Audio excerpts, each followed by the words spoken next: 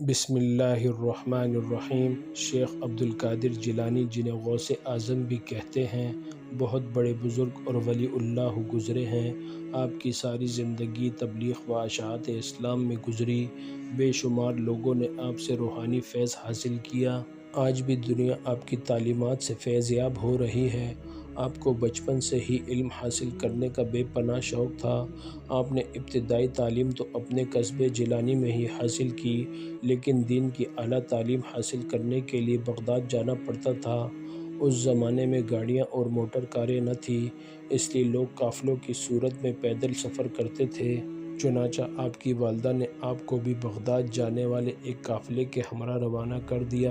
سفر پہ روانہ ہونے سے پہلے آپ کی والدہ نے آپ کو کچھ خوراک اور 40 اشرفیاں گزر اوقات کے لیے دیں۔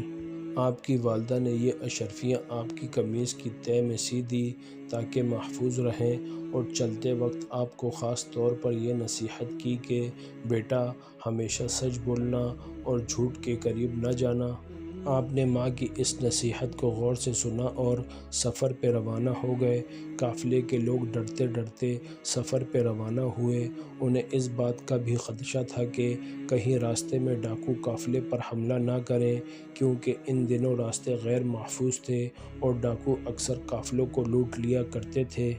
آخر وہی ہوا جس بات کا ڈر تھا۔ قافلے نے ابھی سفر کی 2 منزلیں ہی طے کی تھی کہ ڈاکوؤں کے ایک گروہ نے رات کی تاریکی میں اس پر حملہ کر دیا۔ تمام قافلے میں افراتفری اور بھگدڑ مچ گئی اور ڈاکوؤں نے اہل قافلہ کو خوب لوٹا۔ ایک ڈاکو شیخ عبدالقادر جیلانی کے پاس آیا اور کہنے لگا، لڑکے تیرے پاس کیا ہے؟ آپ نے جواب دیا، میرے پاس 40 اشرفیاں ہیں جو میری قمیص کی تہہ میں سلی ہوئی ہیں۔ ڈاکو نے آپ کی اس بات کو مذاق سمجھا اور ہنستا ہوا آگے گزر گیا۔ اتنے میں ایک اور ڈاکو آپ کے پاس آیا اور وہی سوال کیا۔ آپ نے پھر وہی جواب دیا۔ وہ ڈاکو یہ جواب سن کر حیران ہوا اور آپ کو پکڑ کر اپنے سردار کے پاس لے گیا۔ ڈاکو کے سردار نے تعجب سے آپ کو دیکھا اور پوچھا، لڑکے سچ مچ بتا تیرے پاس کیا ہے؟ آپ نے وہی بات دہرائی۔ آپ کی یہ بات سن کر سردار کی حیرت کی انتہا نہ رہی۔ آپ نے اپنی قمیص کی تہہ کو کھولا تو پوری 40 اشرفیاں زمین پر گر پڑیں۔ اشرفیاں دیکھ کر سردار کی آنکھیں حیرت سے کھلی کی کھلی رہ گئیں۔ اس نے آپ سے مخاطب ہو کر کہا، لڑکے تو نے سچ بول کر اپنا راز کیوں فاش کر دیا، حالانکہ تو آسانی سے اپنی اشرفیاں بچا سکتا تھا؟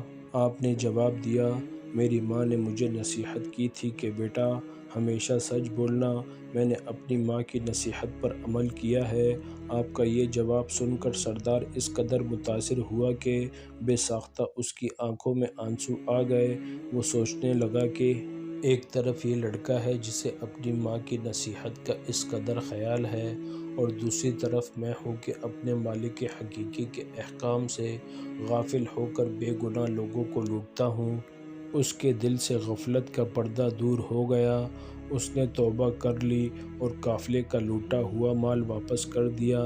اس طرح آپ کی سچائی کی بدولت ڈاکوؤں کی اصلاح ہو گئی اور وہ نیکی اور پرہیزگاری کی زندگی گزارنے لگے۔